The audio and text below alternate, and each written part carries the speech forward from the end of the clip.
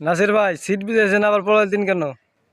হ্যাঁ, polythene polythene কেন? হুম।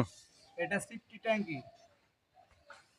কাঁচায় বুঝাই দেই, এটা হলো সিফটি ট্যাঙ্কি। সিফটি ট্যাঙ্কি যখন আমরা ছাদ খুলি তখন কিন্তু প্লাস্টার করি না, তলাটা করি করি না।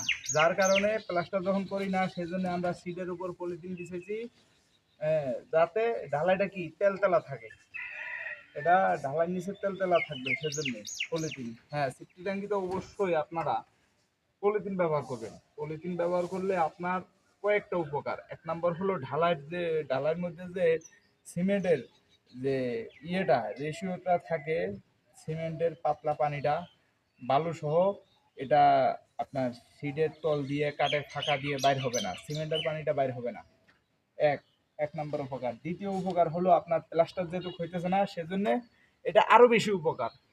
এই সিফটি ট্যাঙ্কি আমরা চেষ্টা করব পলিথিন ব্যবহার করার জন্য। তাই বলে ছাদে না, আবার সিফটি ট্যাঙ্কির ক্ষেত্রে এটা। তা আমার ভিডিওটা যদি ভালো লাগে অন্যজনকে দেখার সুযোগ করে দিবেন, একটা কমেন্ট করে যাবেন। ধন্যবাদ সবাইকে। আসসালামু আলাইকুম।